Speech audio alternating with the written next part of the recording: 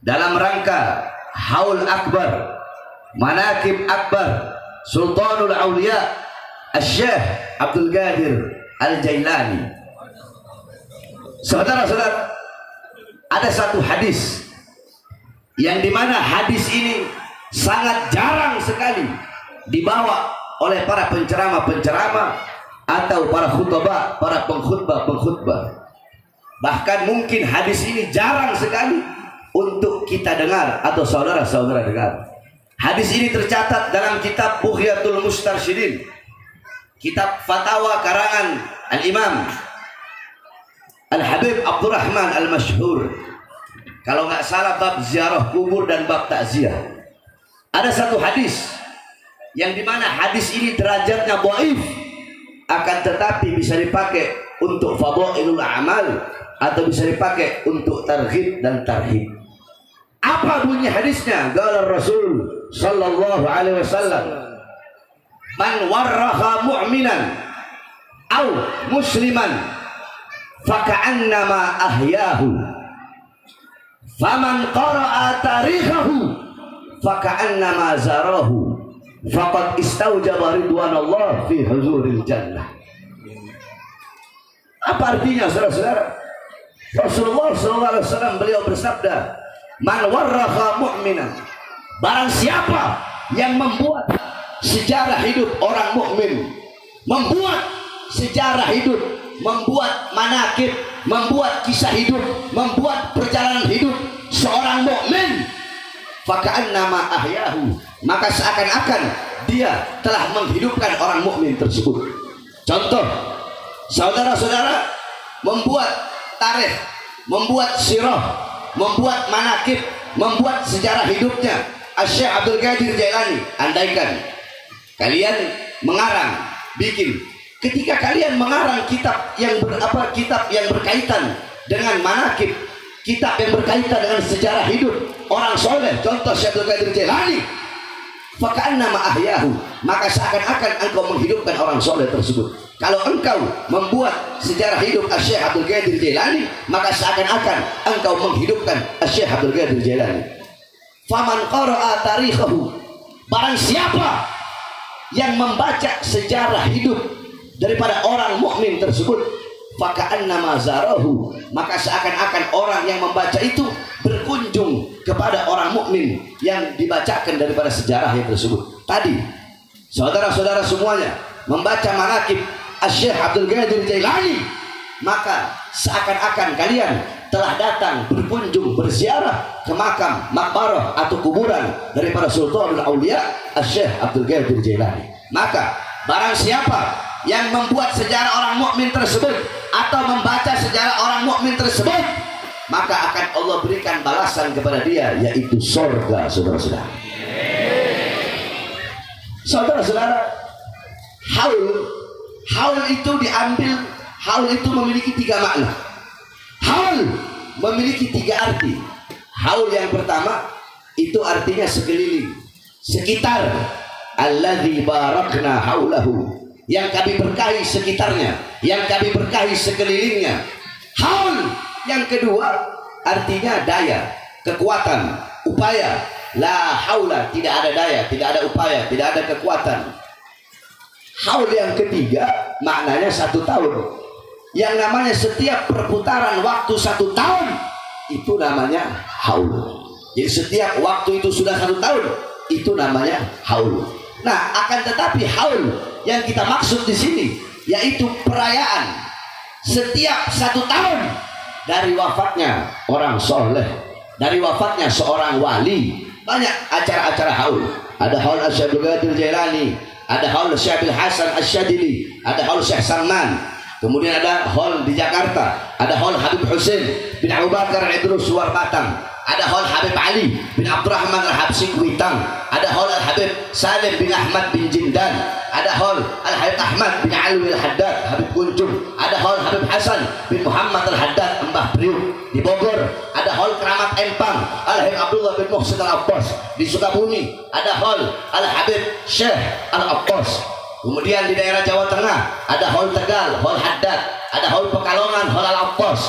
Di Jawa Timur ada hal Al-Habib Saleh bin Muhsin Al-Hamid Tanggul, ada hal Al-Habib Abu Bakar bin Muhammad As-Segaf Gresik, ada hal Al-Habib Ja'far bin Syekhon As-Segaf Pasuruan, ada hal Al-Habib Abdullah bin Ali Al-Haddad Bangil. Kemudian di Bali ada hal Habib Bafaqih, di Banyuwangi ada hal Habib Hadi bin Abdullah Al-Haddad di Banyuwangi. Kemudian di Palu ada hal Habib Idrus bin Salim Al-Jufri, serta hal para kiai-kiai, para alim ulama, para asatidz. Jadi yang namanya haul itu ada dua.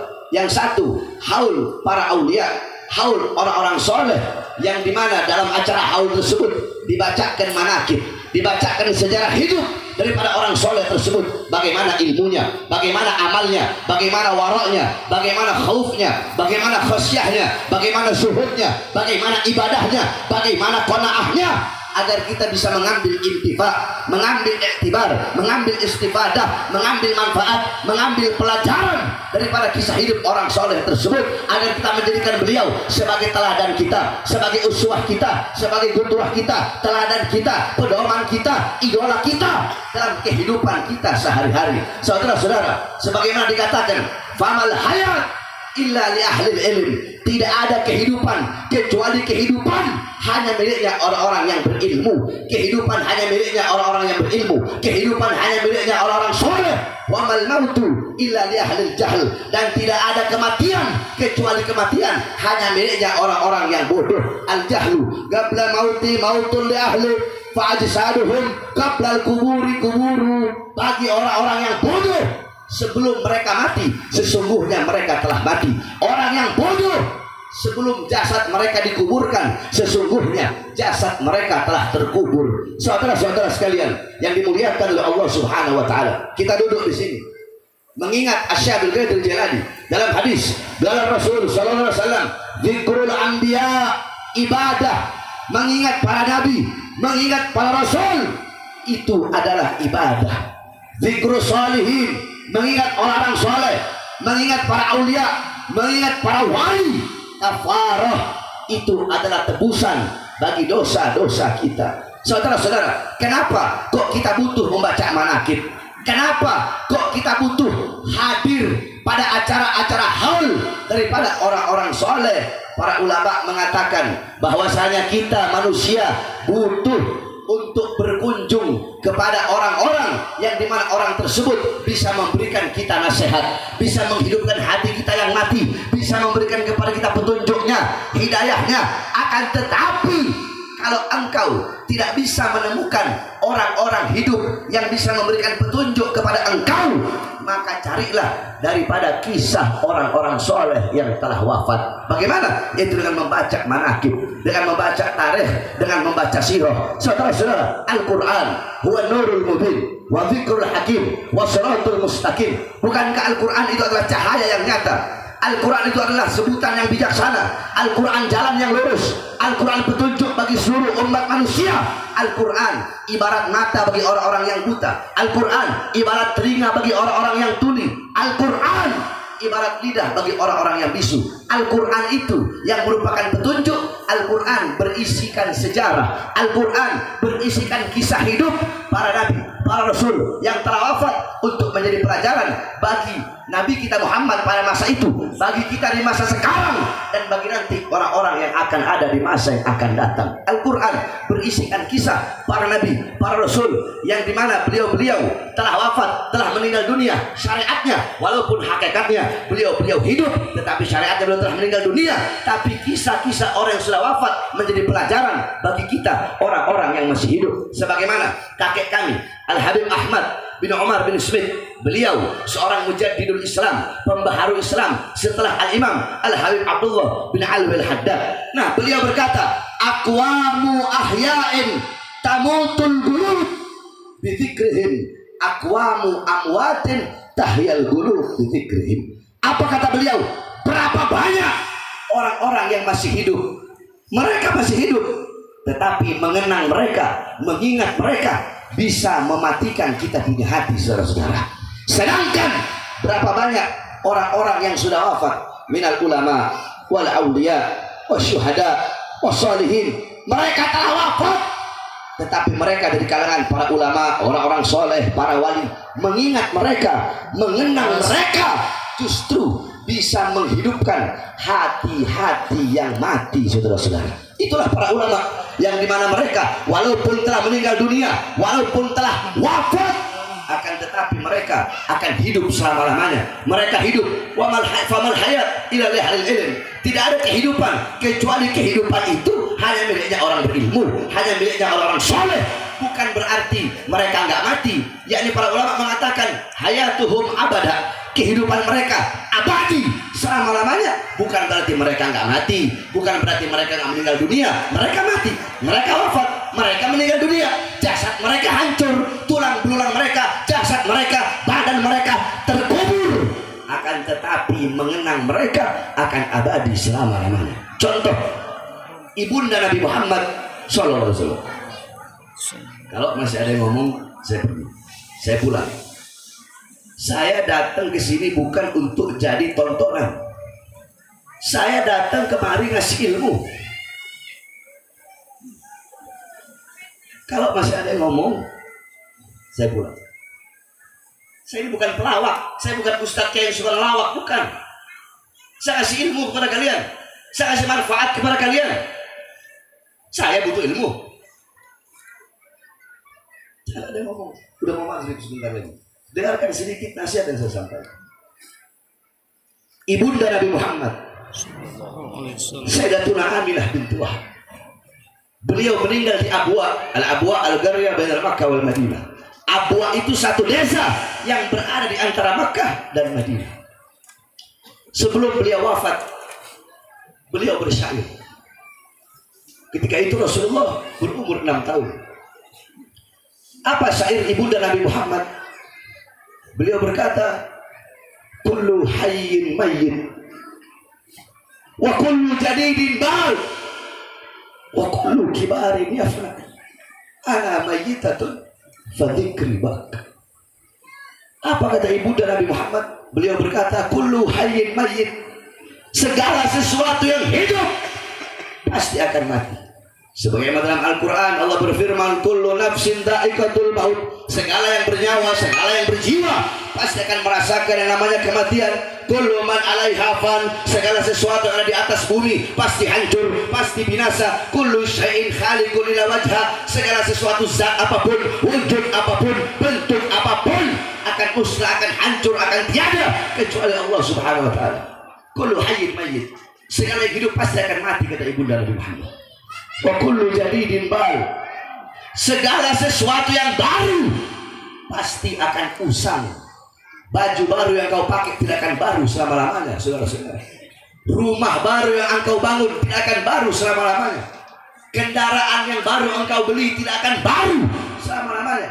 Bahkan daun yang hijau tidak akan hijau selama-lamanya. Akan ada masanya, waktunya dia menguning, kemudian dia gugur dari tangkai. Semua yang baru pasti akan usang. Kullu kibarin yafna, semua orang tua mati, semua orang tua hancur, semua orang tua binasa. Ana mayyitatun, aku nantinya mati, aku nantinya jadi mayat. Fadzikri bak, akan tetapi walaupun aku mati, walaupun aku jadi mayat, mengenangku akan abadi selama-lamanya. Kenapa? Faqad taraktu khairan, karena aku telah meninggalkan kebaikan. Wa waladtu tuhra, aku telah melahirkan anak yang suci. Apa kebaikan yang ditinggalkan oleh beliau? Nabi Muhammad. Siapa anak suci yang dilahirkan oleh beliau? Nabi Muhammad. Sehingga setiap orang yang mengenang Nabi Muhammad pasti akan mengenang ibunda Nabi Muhammad. Setiap orang yang mengingat Nabi Muhammad pasti akan mengingat ibunda Nabi Muhammad, karena beliau adalah manfaat yang sangat besar, kebaikan yang paling besar yang ditinggalkan oleh ibu beliau. Makanya saya heran kalau ada golongan-golongan Wahabi yang mengatakan bahwasanya bapak ibu Nabi dalam neraka. Ini orang-orang yang tidak punya akhlak dan adab kepada baginda Nabi besar Muhammad sallallahu alaihi wasallam. Saya jelaskan sedikit hadis tersebut. Hadis yang dimana su'ilah Rasul SAW, ketika Rasul ditanya, aina abuka, di mana ayahmu? Rasulullah menjawab, inna abi wa abaka finnar, sesungguhnya ayahku dan ayahmu dalam neraka. Di sini banyak santri pernah dengar itu hadis? Jawab, pernah dengar? Itu hadis riwayat Hammad ibn Salamah. Ada satu hadis lagi riwayat Ma'mar. Nah, perbedaannya, kalau hadis riwayat Hammad ibn Salamah ada sebutan inna abi, sesungguhnya ayahku. Kalau hadis riwayat Ma'mar, inna abaka finnar, selesai. Sesungguhnya ayahmu dalam neraka. Tidak ada Rasulullah menyebut ayahku. Nah, ini kedua hadis yang berlawanan harus ditarjih. Dalam ilmu tarjih atau takdim harus dicari tahu mana yang paling kuat, mana yang paling rajih dari kedua hadis tersebut. Ternyata setelah kami tarjih, yang lebih kuat adalah riwayat Ma'mar yang tidak mengatakan sesungguhnya ayahku di neraka. Kenapa? Karena yakni Hammad ibn Salamah sa'ahifduh. Hammad ibn Salamah itu apalannya buruk, saudara-saudara, sehingga kalau ditarjih hadis riwayat Hammad dan hadis riwayat Ma'mar, lebih kuat hadis riwayat Ma'mar. Saudara-saudara, jangankan ayah atau ibu Nabi Muhammad, dalam riwayat Malik ibn Sinan, ketika perang Uhud, betis Rasulullah terkena anak panah. Ketika betis Rasulullah terkena anak panah mengeluarkan darah, Malik ibn Sinan spontan mengecup. Dia kecup, dia cium betis Rasulullah, kemudian dia isap darah Nabi, dia telan. Kata Rasulullah, muntahkan. Tidak akan aku telan darahmu ya Rasulullah. Apa kata Rasulullah? Jasadmu haram disentuh api neraka, wahai Malik ibn Sinan. Abdullah ibn Zubair ketika Rasulullah habis hijamah, bekam kepala, darah bekas bekam beliau berikan kepada Abdullah bin Zubair, dan beliau berkata, wahai Abdullah bin Zubair, buang ini darah di tempat yang tidak dilihat oleh siapapun. Dibawa sama Abdullah bin Zubair darahnya Rasulullah, dia lihat nggak ada orang, dia minum darah Rasulullah. Setelah dia minum, dia datang, ya Rasulullah, sudah aku buang. Di mana? Di perut ke Rasulullah. Siapa yang mau lihat? Nggak ada yang lihat dalam perut ke Rasulullah. Apa kata Rasulullah? Sesungguhnya api neraka haram menyentuh jasadmu, wahai Abdullah bin Zubair. Saudara-saudara, Malik ibn Sinan, Abdullah ibn Zubair, haram jasadnya disentuh api neraka karena meminum darah Nabi Muhammad, bercampur tubuhnya dengan darah Nabi. Maka bagaimana bapak ibu Nabi bisa masuk neraka, sedangkan Nabi Muhammad adalah darah daging dari ayahnya dan ibunya, saudara-saudara. Nah, itu ibunda Nabi Muhammad bersyair, yakni walaupun ibunda beliau wafat, akan tetapi beliau akan hidup selama-lamanya, dikenang selama-lamanya. Kenapa? Karena beliau meninggalkan Nabi Muhammad Shallallahu Alaihi Wasallam. Begitupun para ulama, begitupun orang-orang soleh, begitupun para aulia. Al-Imam Ghazali radhiyallahu anhu, beliau wafat ribuan tahun yang lalu, tapi sampai detik ini dan sampai hari kiamat, Imam Ghazali hidup di dalam Kutubul Ghazalinya. Beliau hidup di dalam kitab Ihya Ulumuddinnya. Beliau hidup dalam kitab Mukasyafatul Qulubnya. Beliau hidup dalam kitab Minhajul Abidinnya. Beliau hidup dalam kitab Miyahul Ilmnya. Beliau hidup dalam kitab Al-Wajiznya. Beliau hidup dalam kitab Al-Wasidnya yang kita hauli sekarang. Syekh Abdul Qadir Al-Jilani wafat ribuan tahun yang lalu, tapi demi Allah tidak ada dalam 1 jam makhluk manusia di muka bumi ini yang tidak pernah menyebut nama beliau dalam 1 jam. Walaupun para beliau telah wafat ribuan tahun yang lalu, beliau wafat ribuan tahun yang lalu, tapi sampai detik ini dan sampai nanti hari kiamat, beliau hidup di dalam tafsir Al-Jailaninya. Beliau hidup dalam kitab Al-Gunyahnya. Beliau hidup dalam kitab Fathur Rabbaninya. Beliau hidup dalam kitab Futuhul Ghaibnya. Beliau hidup dalam kitab Sirrul Asrarnya. Beliau hidup dalam kitab Ar-Rasailnya. Beliau hidup dalam kitab Ad-Diwannya. Beliau hidup di dalam kitab As-Salawat wal Auratnya. Beliau hidup dalam kitab Usul As-Saba'nya. Beliau hidup di dalam kitab beliau yakni Ar-Rasail. Kemudian beliau hidup dalam kitab Ad-Diwannya. Kemudian beliau hidup dalam kitab Jala'nya. Kemudian beliau hidup dalam kitab Muhkamnya. Walaupun beliau telah wafat ribuan tahun yang lalu, beliau akan selalu dikenang selama-lamanya. Kenapa? Karena beliau meninggalkan ilmu yang bermanfaat, meninggalkan nasihat, meninggalkan ilmu, amal, wara, khauf, ikhlas yang akan selalu dikenang selama-lamanya. Beda dengan orang-orang bodoh, beda dengan orang durhaka yang mereka bagaikan debu yang sekali lewat rame, orang hanya tahu sekilas, habis itu sudah habis, selesai masanya.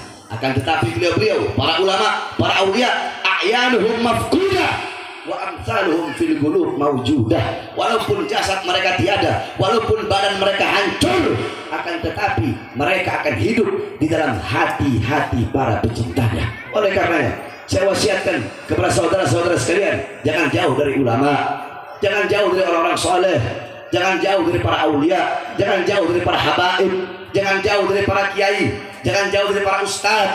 Beliau-beliau para pewaris Nabi Muhammad, beliau-beliau para penerus perjuangan Nabi Muhammad, beliau-beliau para penyambung lidah Nabi Muhammad SAW. Kadar kedekatan engkau dengan Nabi di akhirat, jarak jauh atau dekat engkau dengan Nabi Muhammad di akhirat, itu menurut kadar kedekatanmu di dunia dengan para pewaris Nabi Muhammad, itu para ulama, para ustadz, para kiai, para habaib. Jika di dunia engkau dekat dengan beliau-beliau, dipastikan di akhirat engkau pun akan dekat dengan beliau-beliau. Akan tetapi jika di dunia engkau jauh dari ulama, jauh dari para ustadz, jauh dari para kiai, jauh dari para habaib, dipastikan di akhirat engkau pun akan jauh daripada baginda Nabi besar Muhammad sallallahu alaihi wasallam. Berpegang teguhlah engkau dan kepada orang-orang soleh, ikuti beliau-beliau. Fasa' fima sa'u washrab ma'al qaum mahum ala yahbub rabbak mithla ma qad habahum. Ikuti beliau-beliau, minum dari cawan-cawan beliau, ikuti beliau-beliau, jadikan beliau sebagai teladanmu. Ikuti mereka shibran bi shibrin wa dira'an bi dira'in, sejengkal demi sejengkal, selangkah demi selangkah, kita ikuti jejak hidup beliau. Kita tidak bisa sepenuhnya mengikuti beliau, tidak akan pernah bisa, saudara-saudara. Bisa engkau mengikuti, yakni tajul a'immatil arifin, Syekhus Syuyuhus Syariah, Qudwatul Muhaqqiqin, Al-Imam Faqihul Muqaddam Muhammad bin Ali Ba'alawi, yang dimana beliau pernah mengkhatamkan Al-Quran dalam satu rakaat salatnya. Al-Imam Faqih Muqaddam Muhammad bin Ali Ba'alawi, datuknya As-Segaf, kakeknya As-Segaf Al-Idrus Al-Habsyi Al-Attas bin Syahab, beliau lam yanam 33 sanatan la lailan wala naharan, 33 tahun beliau tidak tidur, tidak siang hari, tidak juga malam hari. Ditanya, ya Imam, kenapa engkau selama 33 tahun tidak tidur? Apa jawab beliau? Bagaimana mungkin aku bisa tidur melihat ke kanan surga, melihat ke kiri neraka, melihat ke atas arsy-Nya Allah Subhanahu wa taala. Bisa engkau mengikuti Al-Imam Al-Habib Abdullah bin Alwi Al-Haddad Sahibur Ratib, umur 3 tahun kena penyakit cacar yang menyebabkan kedua mata beliau buta, tetapi umur 6 tahun beliau hafal Al-Quran. Umur 9 tahun beliau hafal Kutubus Sittah, Bukhari, Muslim, Sunan Abi Daud, Tirmidzi, Ibnu Majah, An-Nasai. Umur 11 tahun beliau hafal seluruh kitab-kitab karangan Al-Imam Al-Ghazali. Bisa engkau mengikuti Al-Imam Al-Habib Abu Bakar bin Abdullah Al-Attas, satu kali duduk baca Yasin 90.000 kali. Kita baca Yasin kalau ada butuhnya doang, baru baca Yasin paling banyak 40 kali. Habis itu udah, nanti 2 tahun 3 tahun lagi baru gak ada hajat, baru baca Yasin. Bisa engkau mengikuti Al-Habib Abdullah bin Abu Bakar Al-Idrus, di usia 6 tahun berpuasa selama 2 tahun berturut-turut dan cuma berbuka dengan 2 butir kurma. Berarti 1 tahun cuma 1 butir kurma beliau buka puasa. Makanya saya nggak heran kalau ada orang-orang sekarang, ustadz-ustadz sekarang, kiai-kiai sekarang yang puasa muti lah, puasa inilah, puasa itu. Saya nggak heran. Habib Abdullah umur 6 tahun kok puasa selama 2 tahun berturut-turut. Buka puasanya 1 tahun cuma 1 butir kurma. Di umur 10 tahun naik puasanya selama 4 tahun berturut-turut dan cuma berbuka dengan 4 butir kurma. Kakek kami Habib Umar bin Zaid bin Smith selama 17 tahun tidak pernah menyandarkan punggungnya di suatu benda apapun, saudara-saudara. Kita tidak bisa mengikuti sepenuhnya apa yang dilakukan oleh beliau-beliau, para aulia, para ulama, para orang soleh, tetapi kita ikuti sedikit demi sedikit.